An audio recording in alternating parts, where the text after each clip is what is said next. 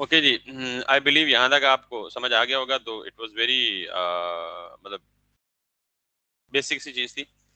आज हम थोड़ा सा आगे चलेंगे, और एक चीज़ बड़ी कॉमन यूज़ होती है जावास्क्रिप्ट को। अगर मैं ओवरऑल समराइज करूँ ना, तो तीन चीज़ें पिलर हैं जावास्क्रिप्ट के। इन तीन चीज़ों में अगर आपको ग्रिप आ गई तो आप कहीं भी मार नहीं खाएंगे। उनमें से एक चीज़ है फंक्शन, जो हम कल और परसों की क्लास में करते रहे। This is a user defined function, you have to call a function, you have to define a function. दूसरी चीज़ है अरेज, और तीसरी चीज़ है ऑब्जेक्ट्स। ये तीन थंब समझे जाते हैं, पिलर समझे जाते हैं जावास्क्रिप्ट के। होते हैं, बिल्कुल होते हैं। लेकिन वो थोड़ा सा जब हम आगे चलेंगे तो हम उनका भी जिक्र करेंगे। Obviously that those are integral part of the functions. तो तीन चीजें जो है वो बहुत इंपॉर्टेंट है, पिलर्स हैं जावास्क्रिप्ट, पूरी जावास्क्रिप्ट। और मैं आपको ये वसूख से कह सकता हूँ कि फ्यूचर इज ऑफ जावास्क्रिप्ट। दो ही लैंग्वेज फ्यूचर में चलेंगी, या अभी भी जो जो सबसे पीक पे जा रही हैं, एक पाइथन और एक जावास्क्रिप्ट। तो अगर आपको आगे मतलब इसके बाद या ऑनवर्ड अगर आपको अपना फ्यूचर सिक्योर करना है, और अगर आप ये चाहते हैं कि सिंपल से काम करके आप बहुत अच्छा अर्न कर सकें, अल्टीमेटली काम तो पेट पूजा ही होता है सारों का ना, अच्छा अर्न करना या कहीं अच्छी जगह जॉब करना या लेना, या तो JavaScript is a very good choice. हम जो जावास्क्रिप्ट कर रहे हैं ये एक झलक कर रहे हैं। तो चूंकि मैं खुद फुल स्टैक जावास्क्रिप्ट डेवलपर ही हूँ, तो आई नो कि इसकी इंपॉर्टेंस इंटरनेशनल मार्केट में कितनी है। मैं अभी अरेज का जिक्र करूंगा, तो ये समझ लीजिएगा कि जैसे अच्छा फंक्शन पूरे नहीं हुए, ये मत समझिएगा फंक्शन पूरे हो गए, इन पे वापस भी आऊंगा। अब जो आज कॉन्सेप्ट समझाने लगा, इट्स अ सेकंड पिलर पूरी जावास्क्रिप्ट लैंग्वेज को अंडरस्टैंड करने के लिए, विच इज एन अरे। तो अरे होती क्या है और इसकी जरूरत क्यों पेश आती है, और फिर हमारा अरेज के साथ क्या लेना देना या ताल्लुक होगा, उसके बारे में जरा हम ये देखते हैं। हमने इससे पहले कहा था कि जब भी हमें कोई डेटा सेव करना होगा तो हम किसी वेरिएबल में सेव करेंगे, राइट। यानी हमें लेट का कीवर्ड इस्तेमाल करके एक वेरिएबल का नाम लिखा और उसमें हमने डाटा स्टोर किया। मिसाल देता हूँ कि मैंने स्टूडेंट के मार्क्स स्टोर करने हैं एक वेरिएबल में, और अगर वो एक पीस ऑफ डाटा या एक स्टूडेंट के मार्क्स होंगे तो एक वेरिएबल में स्टोर करना या किया जाना, that's good enough, no issues no worries. लेकिन अगर हमारे पास 10 स्टूडेंट्स हों, 10 की भी छोड़ के क्लास में 40 स्टूडेंट्स हों, और 40 के 40 स्टूडेंट्स के मार्क्स को स्टोर करना पड़े, तो क्या मैं ये कहूंगा कि मार्क्स ऑफ STD1 या STD यानी स्टूडेंट 1 के मार्क्स, फिर स्टूडेंट 2 के मार्क्स, फिर स्टूडेंट 3 के marks, that is going to be a problem, isn't it. मैं इतना वेला बैठा हूँ कि 40 या 50 या 100 स्टूडेंट भी हो सकते हैं, 200 भी हो सकते हैं, तो सारों के बैठ के मार्क्स ही लिखता रहूं, दैट्स अ प्रॉब्लमेटिक। इसको अगर हम HTML में रिफ्लेक्ट करें, तो मुझे कोई ऐसा जावास्क्रिप्ट का इफेक्ट अप्लाई करना है जो यहाँ 10 लिस्ट आइटम्स पे चाहिए मुझे। तो मैं क्या हर एक लिस्ट आइटम को जाके पकड़ पकड़ IT से ग्रैब करूंगा और उस पर स्टाइल अप्लाई करता रहूंगा? Obviously that is going to be a mess. तो ये अरे उन जगहों पे काम आने वाली है, यानी अगर हमारे पास मोर देन वन या इनफैक्ट मेनी आइटम्स हों, डेटा आइटम्स हों, HTML के एलिमेंट्स हो, कुछ भी हमें स्टोर करना हो, तो हमारे पास कोई एक मैकेनिज्म होना चाहिए कि हम डेटा को in the form of collection save कर सकें। क्या कर सकें? मिसाल के तौर पे आपकी ये क्लास है, तो इस क्लास में 40 स्टूडेंट्स हैं। तो मैं ओवरऑल जब इस क्लास का जिक्र कहीं भी करूंगा तो मैं क्या कहूंगा? वेब डेवलपमेंट की क्लास। 40 स्टूडेंट का बारी बारी नाम नहीं लूंगा, यानी मैं पूरे 40 स्टूडेंट्स को एक नाम से रिप्रेजेंट कर रहा हूं, और वो नाम क्या है? Class of web development. Clear हो गई बात? तो इसका मतलब है कि I am representing a collection of student with one single name. Make sense? Similarly I am going to do here कि मैं क्या करूंगा, मैं बजाय marks of student 1 marks of student 2 के बजाय एक मार्क्स नाम का वेरिएबल लूंगा, और ये इनको हम कहते हैं स्क्वायर ब्रैकेट्स, पंजाबी में कहते हैं बड़ी ब्रैकेट, ठीक है। तो स्क्वायर ब्रैकेट्स के अंदर जितने भी मार्क्स या जितनी भी वैल्यूज हमें स्टोर करनी होंगी, हम कॉमा की सेपरेशन के साथ करेंगे। तो आप कहेंगे सर इधर भी तो वही काम हो रहा है कि अगर 40 स्टूडेंट्स हैं तो हमें 40 दफा या 40 स्टूडेंट्स के मार्क्स लिखने पड़ेंगे। लेकिन एक चीज की बचत हो गई है, कि हमें 40 डिफरेंट नाम नहीं देने पड़ेंगे, 40 के 40 को एक ही नाम से रिप्रेजेंट करेंगे, विच इज मार्क्स। तो अभी इसमें भी प्रॉब्लम्स हैं, सॉल्यूशन पूरा नहीं हुआ, लेकिन मुझे बताएं कि इसकी निस्बत ये काम ठीक नहीं है? कम स्पेस रिक्वायर्ड होगी, कम नंबर ऑफ वेरिएबल्स याद करने पड़ेंगे, यानी एक ही नाम से सारे रिप्रेजेंट हो जाएंगे। समझ आई बात? तो this is even a bit smarter way of storing the collection of data. तो वेरिएबल कब इस्तेमाल होता है? जब आप एक सिंगल डेटा आइटम स्टोर करते हैं। और अरे का भी इस्तेमाल, इसको हम क्या बोलते हैं नॉर्मली, जब हम collection of data inside the square bracket करें तो इसको हम बोलते हैं अरे बन गई है। ये क्या बन गई है? अरे बन गई है। अरे क्या होता है? अ सीक्वेंस या कलेक्शन ऑफ सिमिलर डेटा। और इसको मैंने एक नाम दे दिया मार्क्स। क्लियर? अब जैसे आपकी ओवरऑल क्लास का नाम वेब डेवलपमेंट है और उसके अंदर 40 स्टूडेंट्स बैठे हुए हैं, हर स्टूडेंट का नाम अपना अपना यूनिक है। अगर मैं किसी एक स्टूडेंट का नाम लूंगा तो मैं उसी स्टूडेंट को रेफर कर रहा हूँ जिसका मैंने नाम लिया, यानी नाम सबका यूनिक होगा, तो कलेक्शन का नाम सेम है। तो मुझे कोई ऐसा वे चाहिए कि अगर मैं चाहता हूं कि मैं इस पूरे मार्क्स की कलेक्शन में से ये वाली वैल्यू प्रिंट कराऊं या उठाऊं, तो हाउ इज इट पॉसिबल? तो एक बात याद रखिएगा कि जब भी हम अरे को in the form of collection store करते हैं तो जावास्क्रिप्ट इंटरनली खुद ब खुद, ये जावास्क्रिप्ट नहीं, सारी प्रोग्रामिंग लैंग्वेजेस ऐसे करती हैं, खुद ब खुद हर एक आइटम को एक नंबर असाइन कर देती है, यूनिक नंबर असाइन कर देती है। हम नहीं करते, खुद ब खुद असाइन हो जाता है, हम अज्यूम करते हैं कि उनको एक नंबर, और वो नंबर इसकी पोजीशन को जाहिर करता है। मिसाल के तौर पे ये जो 90 है, यानी या अरे में जो पहले नंबर पे जो भी वैल्यू होगी उसको ऑटोमेटिक पोजीशन मिल जाएगी 0। एग्जैक्टली मैं उसको नाम दूंगा इंडेक्स। पहली जो पहली वैल्यू होगी अरे में या स्क्वायर ब्रैकेट में, उसको पोजीशन मिल जाएगी क्या? और ये हमेशा स्टार्ट 0 से ही होगी। जो सेकंड वैल्यू होगी उसको क्या मिल जाएगी? पोजीशन 1। इसी तरह थर्ड को 2 3 4 5 6 ऑनवर्ड। क्लियर? तो इसमें आइटम्स जितने भी हैं, 1 2 3 4 5 6, अरे में टोटल आइटम्स कितने हैं? आइटम्स कह लें, वैल्यूज कह लें, एलिमेंट्स कह लें, मेंबर्स कह लें, ये सारे नाम यूज होते हैं। मेंबर्स ऑफ एन अरे, आइटम्स ऑफ एन अरे, एलिमेंट्स ऑफ एन अरे, वैल्यूज ऑफ एन अरे। ठीक? तो टोटल कितनी वैल्यूज हैं? 6। तो हम कहेंगे इस अरे की लेंथ कितनी है? 6 है। तो लेंथ कैसे पता लगती है? जितने नंबर ऑफ एलिमेंट्स अरे के अंदर होते हैं उसकी क्या होती है? लेंथ होती है। ये बात भी समझ आ गई? और अरे के हर एलिमेंट को एक पोजीशन असाइन हो जाती है। पहले एलिमेंट को 0, देन 1, देन 2, देन 3, देन 4। तो इसका मतलब है 90 की पोजीशन क्या है? 32 की पोजीशन क्या है? 1। अब मुझे क्या करना है?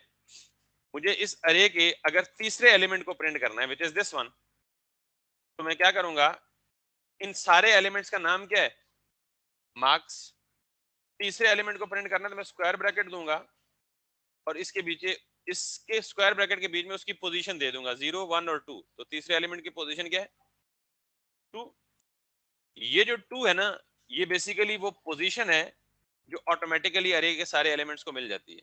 मिसाल के तौर पे इस क्लास में अगर 10 स्टूडेंट्स ने एडमिशन लिया है तो मैं 10 स्टूडेंट्स में से हर एक को एक पोजीशन दे देता हूँ। ये 0th पोजीशन है, ये 0th, यानी चेयर पे समझे नंबर लगे हुए, 0 chair, first chair, second chair, third chair. तो जो जिस चेयर पे लगा होगा मैं उस चेयर को उस नंबर से, या उस बच्चे को उस चेयर के नंबर से पहचानूंगा। That's just like that. तो मार्क्स ऑफ 2 का मतलब यह है कि इन तमाम का नाम क्या है? मार्क्स है। तो फिर यूनिक आइडेंटिफिकेशन उनकी क्या होगी? ये नंबर। और इस नंबर को हम क्या बोलते हैं? इंडेक्स ऑफ एन अरे। क्या बोलते हैं इसको? इंडेक्स ऑफ एन अरे। क्लियर होगी बात? तो अब अगर मैं इसको कंसोल कर दूं तो मुझे कंसोल पे क्या मिलेगा?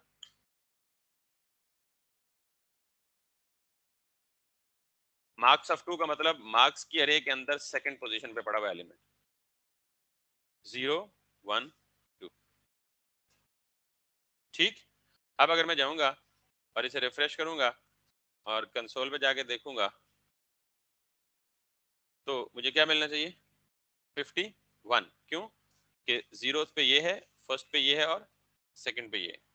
सो दिस इज एन अरे। तो अरे रिप्रेजेंट्स कलेक्शन ऑफ वैल्यूज या कलेक्शन ऑफ एलिमेंट्स। समझ आई बात? तो अब इसका हमारे से क्या मकसद? बिल फर्ज मेरे पास एक यूएल है और उस यूएल के अंदर मेरे पास 3 एलाइज हैं या 6 एलाइज हैं, हर एलाई के अंदर एंकर है और हर एंकर के अंदर कुछ लॉरम इप्सम टेक्स्ट है। अब मैं ये चाहता हूं कि जैसे मैंने कहा था ना कि मेरे पास एक फंक्शन होता है गेट एलिमेंट बाय आईडी। वो क्या करता है, हम जिस एलिमेंट की आईडी देते हैं उसको सेलेक्ट करके ले आता है। तो इसी तरह मेरे पास कुछ और फंक्शंस भी है। Document dot gate element by ID जहां लिखा हुआ था वहां नीचे ये लिखा हुआ है ना, gate elements by name, get elements by tag name. अगर मैं इसको इस्तेमाल करूं तो जरा एक बात गौर से सुनिएगा।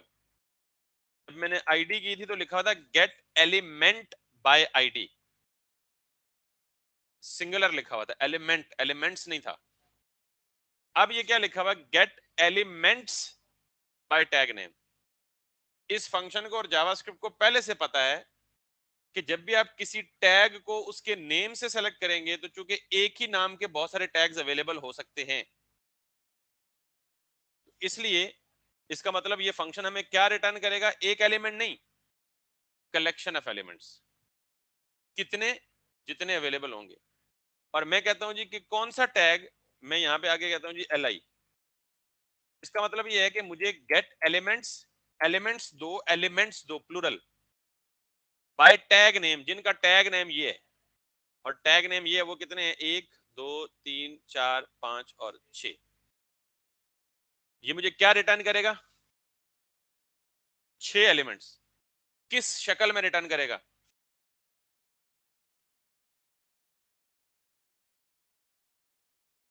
अरे मैंने कहा जब कलेक्शन होती है तो कलेक्शन किधर स्टोर होती है, ये पहले इसीलिए अरे समझाया है ना।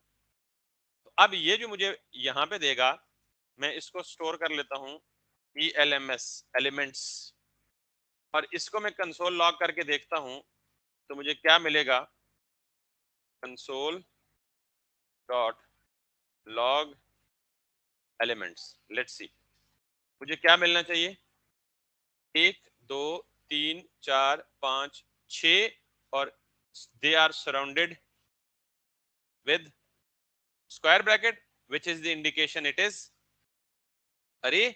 और यहां ये क्या लिखा हुआ है, 6 which indicates the length of the array. और अगर मैं इसको एक्सपैंड करूं तो कैन यू सी, पहले एल को उसने क्या दिया है, तो ये पोजीशन किसने दी, मैंने तो नहीं दी। तो अभी बताया था कि जावास्क्रिप्ट इंटरनली खुद अरे के हर एलिमेंट को एक पोजीशन असाइन कर देता है, और वो पोजीशन हमेशा स्टार्ट कहां से होती है, तो 0th एलिमेंट पे जरा देखिएगा। अगर मैं इसको एक्सपैंड करता हूं तो आप डर जाएंगे, इतना गंद भला पड़ा हुआ है इसमें। But no need to in fact get confused, आप सिंपली इसको रखें। अब देखें, मैंने इस पे क्लिक किया तो इस साइड पे उसने एल को हाईलाइट कर दिया, इसको क्लिक किया तो दूसरे को कर दिया। Make sense? तो यूं अरे को पढ़ने का क्या फायदा है कि जब हम कभी HTML डॉक्यूमेंट में से मल्टीपल एलिमेंट्स को सेलेक्ट करना चाहें तो आईडी से नहीं, आईडी से भी हो सकते हैं, कितना लंबा काम करना पड़ता अगर मुझे ये सारे आईडी से सेलेक्ट करने पड़ते। तो पहले तो मुझे इन सबको जाके क्या देना पड़ता, आईडी देनी पड़ती। फिर मुझे क्या करना पड़ता, 6 दफा लिखना पड़ता, get element by ID this, get element by ID this, get element by ID this. अगर ये एलिमेंट 15 होते तो फिर can you assume how big is it is going to be. So we are actually going to do a smart work. हमारे पास एक और function है get elements by tag name, and that is going to return all the elements having the tag name which is being specified inside this। जो आप बात कर रहे थे ना फंक्शन में पैरामीटर और आर्गुमेंट नहीं होते, तो व्हाट इज दिस, ये फंक्शन कॉल की नोटेशन है ना। तो ये इसकी पैरेंथेसिस के अंदर हम क्या पास कर रहे हैं, एक पैरामीटर पास कर। I'll come to that obviously in the user defined function as well। अभी आप टेंशन ना लें, जिनको नहीं पता पैरामीटर क्या होता है। क्लियर हो गई जी बात? अब आप पूछेंगे जी इनको सेलेक्ट करके करना क्या हमें? ठीक, तो करना क्या है ये तो बात की बात है। मैं चाहता हूं कि इन सब का कलर चेंज हो जाए। तो ट्रेडिशनली मुझे क्या करना पड़ता, सबको अलग अलग आईडी दे के सबकी अलग अलग gate element by ID select करके फिर सबको अलग अलग स्टाइल देने पड़ते। क्या करना पड़ता? तो अब एक बहुत ही पावरफुल चीज बताने लगा हूं, लेकिन उससे पहले मुझे लूप्स को डिस्कस करना पड़ेगा क्योंकि हम अरेज को लूप्स के साथ इस्तेमाल करते हैं। तो पहले मुझे सिर्फ ये बताएं कि अरे समझ आ गई है क्या होती है? अब आप डिजाइन करते वक्त लेट सपोज आपकी ये अब रिक्वायरमेंट पे डिपेंड करता है कि आप सपोज करते हैं जी कि इन सारे कार्ड्स को सेलेक्ट करें, तो क्या करेंगे? Document dot gate element bye tag name. अब सवाल ये है कि सारे टैग्स के नेम क्या होंगे? डिव होंगे। तो डिव ये कार्ड ही तो नहीं होंगे, डिव तो बाकी भी बहुत सारी चीजें होंगी, तो सारी सेलेक्ट हो जाएंगी।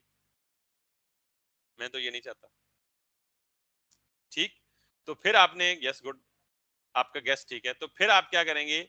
यहाँ पे देखेंगे कि जावास्क्रिप्ट कोई और सोल्यूशन भी दे रहा है, document dot gate element bye class name. ये भी क्या है? Get elements by class name. इसका मतलब क्लास भी मल्टीपल एलिमेंट की सेम हो सकती है। तो जावास्क्रिप्ट में जब हम ये फंक्शन यूज करेंगे तो ये हमें क्या रिटर्न करेगा? तमाम वो एलिमेंट्स जिनकी क्लास हम स्पेसिफाई करेंगे। तो यानी ये भी हमें रिटर्न क्या करेगा? एक पूरी अरे, एक पूरी कलेक्शन। क्लियर? क्यों? यानी ये काम टैग नेम के साथ भी हो सकता था, लेकिन टैग नेम के साथ कोलिजन हो सकता है कि अगर लेट सपोज ये ऑब्वियसली पूरा का पूरा कार्ड किस में होगा? डिव में होगा ना। अगर मुझे ये चार कार्ड सेलेक्ट करने हैं तो मैं अगर कहूं gate elements by tag name और टैग का नाम डिव दे दूं, तो फिर सिर्फ ये डिव तो सेलेक्ट नहीं करेगा, पूरे पेज पे जितनी डिव्स होंगी वो उठा के ले आएगा। तो इसका मतलब get elements by tag name is one way of selection, लेकिन सम टाइम हमारी रिक्वायरमेंट इससे डिफरेंट हो सकती है। तो फिर हम क्या करते हैं? Let me give it a class. Each element needs to have a class. UL को भी हो सकता है, बिल्कुल हो सकता है, लेकिन मैं सपोज करता हूं कि मैं यूएल नहीं सेलेक्ट करना चाहता, मैं सिर्फ यूएल के अंदर पड़े हुए एलाइज को सेलेक्ट करना चाहता हूं। यानी ये जो मैं एक चीज पे इफेक्ट अप्लाई कर रहा हूं ना, ये आप रेप्लिकेट करके जिस मर्जी पे अप्लाई कर दें, कॉन्सेप्ट पता होना चाहिए। अगर मैं यूएल को एक क्लास दूंगा तो फिर तो जरूरत ही नहीं है, फिर मैं गेट एलिमेंट बाय आईडी करके यूएल को क्लास देके गेट कर लूं और उसके अंदर सारा कुछ तो वैसे ही आ जाएगा। बिल्कुल, यानी ऑब्वियसली ये काम करने के बहुत सारे, लेकिन मैं तो आपको समझाना है ना कि ये फंक्शन भी अवेलेबल है, ये फंक्शन भी अवेलेबल है, ये फंक्शन भी अवेलेबल है। अब जब सारे पढ़ लेंगे फिर जरा दिल करे यूज करो। क्लियर होगी बात? अच्छा, दूसरा मसला ये है कि अगर हम यूएल को क्लास या आईडी दे देंगे तो फिर हम जो भी स्टाइल देंगे वो सारे एलाइज पे, वो सारे यूएल पे अप्लाई होगी, एलआई पे अप्लाई नहीं होगा कुछ भी। तो मैं तो एलआई पे अप्लाई करना चाहता हूँ कुछ। तो क्लास दे रहे हैं ना ये, क्लास दे दें फिर क्या होगा? एक स्पेसिफिक को देगा। अगर देखें यूएल को क्लास कब दें? जब आप 4 या 5 यूएल्स को इकट्ठा स्टाइल करना चाहें, फिर आप क्लास दे दें। लेकिन अगर आप एक ही यूएल को करें तो उसको तो फिर अपना आप आईडी दे दें। क्लियर हो गई बात? अभी मैं एलआई को, हर एलआई को इंडिविजुअल ट्रीट करना चाहता हूं, लेकिन मैं सेलेक्ट स्मार्ट वे से करना चाहता हूं। अब मैं यहां पे इसको दे देता हूं जी क्लास आइटम्स। अब मैं यहां टैग नेम के बजाय क्या कर सकता हूं? Documents, document dot gate elements by class name, और क्लास नेम कौन सी देनी है मुझे? आइटम। नॉर्मली क्लास का नाम सिंगल ही रखें तो बेहतर है। ठीक, अब ये मुझे क्या देगा? जो कुछ भी देगा मैं इसको एक वेरिएबल में सेव करूंगा। इसको मैंने प्लूरल का नाम दिया, क्यों? क्योंकि मुझे पता है कि मुझे कितने एलिमेंट्स देगा, मल्टीपल, सिंगल नहीं देगा। तो मैंने इंटेंशनली यहाँ क्या दिया? आइटम। वैसे कुछ भी नाम हो सकता है, वेरिएबल है ना। और अब इसको मैं कंसोल करूंगा तो what I can do is console dot log items. अब अगर मैं यहाँ पे जाऊंगा और यहाँ पे जाऊंगा तो still li dot item select वही किया, सिर्फ इसने डॉट लिख दिया। इसका मतलब ये है कि इसने पहला li सेलेक्ट किया, उसकी क्लास डॉट किसको डिनोट करता है? आइटम, सॉरी क्लास को। तो उसने कहा जी li उसकी क्लास आइटम है, दूसरा li उसकी भी क्लास आइटम है, तीसरा li उसकी भी क्लास आइटम है। किसी को एक दो क्लासेस देके देख ले, ये क्या करेगा? li dot item dot test. किसको? ये तो सिंपल सा कॉन्सेप्ट है। आप HTML एलिमेंट को दो क्लासेस, तीन क्लासेस, चार क्लासेस, तो क्लास क्लास को ओवरराइड नहीं करती, क्लास पिछली क्लास के अंदर लिखे हुए स्टाइल्स को ओवरराइड करती है। दोनों में बहुत बड़ा फर्क है ना। मिसाल देता हूँ, इस आइटम की क्लास के अंदर इस li के लिए बैकग्राउंड कलर है रेड, और अगर similar property background colour red इस क्लास में भी दे दूंगा तो वो ओवरराइड करेगी, बाकी कुछ भी ओवरराइड नहीं करेगी। वो तो अब बहुत पुरानी चीजें हो चुकी ना, वो सवाल तो अब नहीं पूछने चाहिए आप। नहीं, जब मतलब देखिए, हर चीज जिस तरह से पहले जो चीजें पढ़ाई है ना वो अपनी जगह काम करेंगी, हर चीज एज इट इज उसी तरह काम करेगी। जावास्क्रिप्ट सिर्फ इधर से पकड़ने के बजाय इधर से पकड़ना है, काम वही होना है। ठीक है, ये जावास्क्रिप्ट इंट्रोड्यूस कराने का पंगा इसलिए कि डायनामिकली रन टाइम पे आपको चीज चेंज करवाएं, बाकी उसूल वही है पुराना। So all the way long इसी तरह, जीरो पोजीशन, फर्स्ट पोजीशन और लेंथ इसकी क्या है? 6 है। तो get elements by ID, sorry get element by ID, get elements by tag name, get elements by class name. There are so many other ways, लेकिन मैं दो फंक्शंस और पढ़ाऊंगा क्योंकि सारे पढ़ाने लग गए तो हम सिलेक्शन ही करते रहेंगे, आगे कोई काम नहीं। और मजे की बात बताऊं, ना हम gate element by ID use करते हैं, ना हम gate element bye class name use करते हैं, ना ही हम gate element bye tag name use करते हैं। तो फिर पढ़ क्यों रहे हैं? सवाल ये, क्योंकि छत पे चढ़ने के लिए आपको सबसे पहले पहली सीढ़ी पे पाँव रखना पड़ता है। ऐसा नहीं होता कि डायरेक्ट छत पे चढ़ जाए, फिर बंदा सीढ़ियां खत्म ही कर दे, हर एक छाल ही मार लेते। फिर हम ये जो फंक्शंस है ना, ये जावास्क्रिप्ट में यूज हो रहे थे कब? 1999-2000 में, जब आप पैदा भी नहीं हुए थे। अब जरा एडिशनल फंक्शंस आ गए हैं जो इनसे ज्यादा मुअस्सर है, और हम हमेशा वो यूज करेंगे सिलेक्शन के लिए। तो वो कौन से हैं, पहले वो भी पढ़ लेते हैं। ये आपको पता लग गया कि अगर सिंगल एलिमेंट सेलेक्ट करना हो और अगर मल्टीपल एलिमेंट सेलेक्ट करने हो तो हमें किस फॉर्म में, किस शक्ल में, किस सूरत में रिजल्ट मिलता है, ये तो पता लग गया ना। अब मैंने कहा है कि आप ना gate element by ID use करेंगे, ना क्लास नेम यूज करेंगे, ना टैग नेम यूज करेंगे, तो बाकी पढ़ने की जरूरत नहीं है। सिर्फ जो अभी दो पढ़ाऊंगा, सिर्फ इन दो को याद रखें बस। इन दो से हर वो काम हो जाता है जो बाकी नहीं। रंदा ना फेर दें, पता जरूर होना चाहिए कि कहीं इंटरनेट से हेल्प ले रहे होंगे तो वहां लिखा होगा गेट एलिमेंट बाय आईडी, परेशान हुए हैं ऐसे पढ़े ही नहीं, ऐसे यूज हो रहे हैं। एटलीस्ट आइडिया होना चाहिए। So come back to the next, हम सिर्फ ये पढ़ेंगे बेटा, डॉक्यूमेंट डॉट क्वेरी सेलेक्टर और क्वेरी सेलेक्टर ऑल। ठीक, अब बात तो समझ गए होंगे, क्वेरी सेलेक्टर क्या करता है और क्वेरी सेलेक्टर ऑल क्या करता है। ठीक, दैट्स अ गुड क्वेश्चन। ये सारों को करता है, टैग नेम को भी करता है, क्लास को भी करता है, आईडी को भी करता है, और इवन नेस्टिंग भी करता है। वो बाकी सारे फंक्शन में से कोई भी नेस्टिंग नहीं करता। नेस्टिंग का मतलब एक पेरेंट के अंदर सारे टैग्स को एक्सेस करना हो, एक क्लास के अंदर बाकी सारी। लेट मी शो यू, मैं यहाँ पे करता हूँ क्यूरी सेलेक्टर ऑल। अब आपका सवाल है ये किसको सेलेक्ट करेगा, आईडी को, क्लास को, या टैग नेम को? तो आप सीएसएस वाले सेलेक्टर दें, यहाँ डॉट देंगे तो आईडी क्लास को सेलेक्ट करेगा, हैश देंगे तो आईडी को सेलेक्ट करेगा, कुछ नहीं देंगे तो टैग नेम को सेलेक्ट करेगा। यानी वो जो तीनों फंक्शंस, तीनों काम मैंने अलग अलग मेथड्स बताए थे ना, वो तीनों काम ये एक ही काम, ये एक ही फंक्शन काम करेगा। मिसाल देता हूँ, अभी मैंने li दिया तो ये क्या करेगा, सारे li को सेलेक्ट करेगा। अगर मैं यहाँ डॉट आइटम दे दूं, अब ये क्या करेगा, तमाम क्लासेस को सेलेक्ट करूंगा। अगर मैं यहाँ हैश दे दूं तो ये वो ढूंढेगा जिसकी आईडी जो है वो आइटम हो। लेकिन क्यूरी सेलेक्टर ऑल और क्यूरी सेलेक्टर में क्या फर्क है, अब जरा मैं पहले डेमोन्स्ट्रेशन दे देता हूँ। मैंने दिया जी डॉट और मैंने इसको सेव कर लिया जी let ELMS equals to like this, और इसको मैंने कर दिया जी कंसोल डॉट लॉग ELMS। मुझे क्या मिलेगा, वो तमाम एलिमेंट्स जिनकी क्लास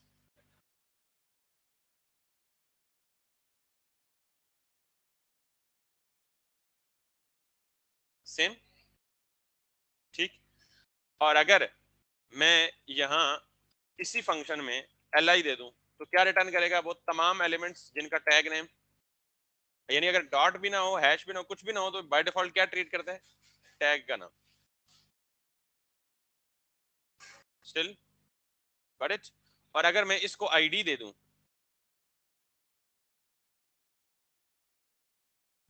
फिर मुझे यहाँ आईडी कैसे सेलेक्ट करनी पड़ेगी,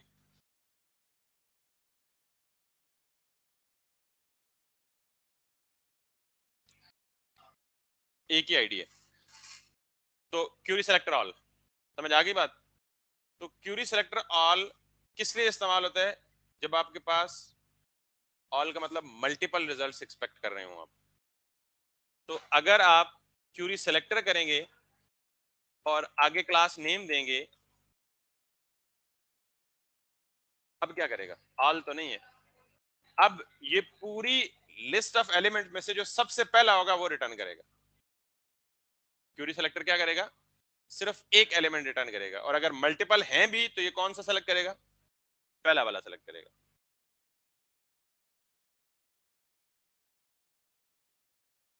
मेक सेंस, बात समझ आ गई है कि नहीं आई।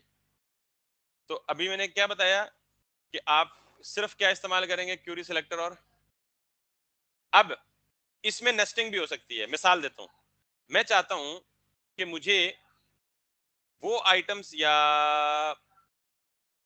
वो एंकर टैग दे जो टेस्ट क्लास के अंदर है, यानी एंकर टैग तो सब के अंदर है ना, लेकिन टेस्ट क्लास एक के अंदर है। तो मैं कहता हूं वो एंकर टैग रिटर्न करे जो किसके अंदर है। तो मैं क्या करूंगा, यहां पे देखिएगा सिलेक्शन का तरीका, पहले जाए टेस्ट आईडी को सिलेक्ट करे, ये टेस्ट आईडी, इसके अंदर जाए टेस्ट क्लास को सिलेक्ट करे, ये टेस्ट आईडी है, और इसके अंदर ये टेस्ट क्लास है, और इसके अंदर जाके ए को सिलेक्ट करे। इस तरह CSS में नेस्टिंग करते हैं। ये काम गेट एलिमेंट बाय आईडी में भी अवेलेबल नहीं था, ये काम gate elements by tag name भी अवेलेबल नहीं था, ये काम gate elements by class name में भी अवेलेबल नहीं था। दैट्स व्हाई मैंने कहा कि हमारे पास, अभी जरा देखिएगा क्या आएगा पूरा में, ये एंकर टैग। और ये कौन सा आया, ये देख लें, चौथे नंबर वाला सिलेक्टेड है, क्योंकि उसी की क्लास टेस्ट है और उसी के अंदर पड़ा हुआ एंकर हमें रिटर्न हुआ है।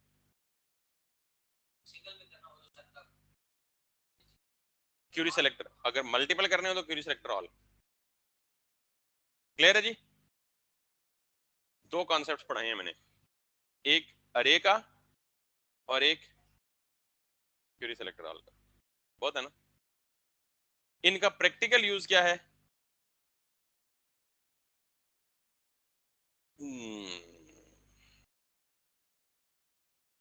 ये मिसाल के तौर पे आपके पास 10 इमेजेस है स्लाइडर में, तो 10 इमेजेस को किधर रखेंगे आप, कलेक्शन में, कैसे, अरे में। और फिर उस अरे पे कोई ऐसी लॉजिक लगाएंगे कि 3 सेकंड बाद खुद ब खुद अगला इमेज आ जाए, या 2 सेकंड बाद या 1 सेकंड बाद खुद ब खुद अगला इमेज आ जाए। ठीक, ये ऑब्वियसली मैं पढ़ाऊंगा आगे चल के, लेकिन पहले आपको इन चीजों तक पहुंचने के लिए ये चीजें समझना बहुत जरूरी है। आखिरी चीज, थोड़ा सा टाइम रहता है तो हम एक बड़ी इंटरेस्टिंग चीज पढ़ाते हैं, ये इसको मैं इसी टॉपिक को कल कंटिन्यू करूंगा, अरे और क्यूरी सेलेक्टर और क्यूरी सेलेक्टर ऑल को, यानी कलेक्शन ऑफ रिजल्ट्स मैंने क्यों लिए, क्यों सेलेक्ट करना बताया, पर्पस क्या है। तो आज मैं एक छोटी सी चीज और बताता हूँ। जावास्क्रिप्ट में जैसे बहुत सारे बिल्ट इन फंक्शन है ना, तो उन बिल्ट इन फंक्शन से दो बड़े जबरदस्त किस्म के फंक्शन हैं, I really like them a lot. एक है हमारा सेट टाइम आउट, और एक है फंक्शन हमारा सेट टाइम इंटरवल। बट ये दोनों बिल्ट इन फंक्शंस हैं, लेकिन इन दोनों फंक्शंस को नहीं बताऊंगा आपको, क्योंकि इन फंक्शंस के लिए एक और चीज समझना जरूरी है कि कॉल बैक फंक्शन क्या होता है, इनमें वो इस्तेमाल होता है, वो भी पढ़ाया ही नहीं है। So I am taking my words back. Clear है? कोई मसला मसाइल? कोई नहीं। Tomorrow is going to be the interesting part, I mean on Monday. एक इसी तरह का जो स्लाइडर बूटस्ट्रैप ने बनाया है ना, मैं कोशिश करूंगा कि अगर वो कॉम्प्लेक्स ना हुआ आपके लिए, क्योंकि जाहिर है आप इतने एडवांस यूजर नहीं है, तो एक छोटा मोटा स्लाइडर कोई थोड़ा सा बना के हम देखेंगे कि कैसे वो बनता है।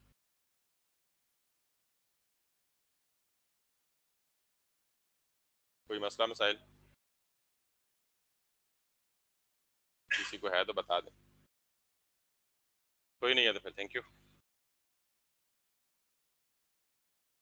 बेटा लेक्चर सारे अब अपलोडेड हैं, अब ये बहाना भी खत्म है कि अब लेक्चर अपलोड नहीं था तो फलां